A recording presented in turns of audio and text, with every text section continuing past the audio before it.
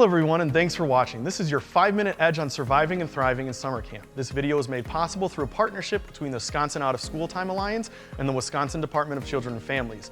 I'm Matt, a consultant with the Wisconsin Out of School Time Alliance, and I'm excited to talk to you today about transitions and getting campers on board with change. Transitions are a part of every camp experience, whether a small group in the park or a large residential camp. Being able to use and master transitions will help you and your staff maintain control and keep kids safe while dealing with the constant changes in your environment. Transitions are such a fundamental part of the day that we sometimes overlook their importance. When you break it down though, a transition is a period of change. Change can be refreshing and useful, but it can also be triggering and challenging for some kids. If not done intentionally, a 2-minute transition has the potential to impact the whole day.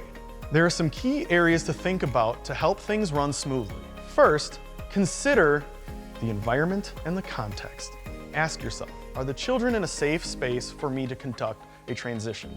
Is it an indoor or an outdoor transition? Is the space built for transitions, like having lineup spots or color markers for groups? If not, what simple steps can you take to set up this kind of structure? All of these factors and more can affect how well and how quickly you can make transitions happen. Applying the same strategies can also help when you are on a field trip or away from your home base. This will help kids and staff if there is ever an emergency or a high-stress situation. Having an established meeting area could ease the chaos that can happen during those times. And bonus, it also provides some structure and reassurance to campers. The second piece to consider is the purpose and the flow of your transition. Ask yourself, do you need to move kids from a high-energy activity to a lower energy activity or vice versa?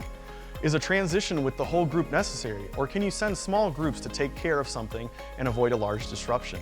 Other times, you can strategically add a transition with intention to help kids move from activity to activity. Thinking about the flow and purpose also allows a platform to foreshadow what is coming next to campers. You can clearly and concisely communicate what will happen, when, and why. You can tell kids what you hope the transition will look like and feel like to give them concrete ideas on how to move forward safely. And our third pro tip is to have some tools in your toolbox to keep kids engaged during transition. This keeps spirits high during wait periods. Develop a unique call and response so children are familiar with it. Whether you are at base camp or away, using a familiar call and response is a quick way to get everyone's attention quickly and in an engaging way. You can get kids to come up with the ideas and vote to get them excited and bought in.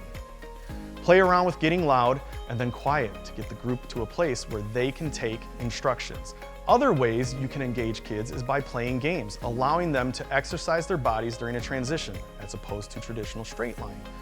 Or incorporating some team building or problem solving where kids have to work together. Dancing is also not off limits, and it allows kids to get their energy out, regulate, and move from A to B without knowing they are in a transition. And think about your audience and individual needs. Transitions have the potential to be particularly loud and dysregulating to some campers. What sensory needs do individuals in your group have, and what can you adjust to meet those needs? Sometimes a comfort object or small manipulatives can do the trick. Sometimes taking the group through a breathing exercise or playing a calming song addresses the individual need, but also helps the entire crew. There is no one right way to do a transition, and so much depends on your groups and surroundings. If you take a few moments to think about and plan transitions with intention, they can become opportunities for creating engagement and safety as opposed to creating additional opportunities for risk.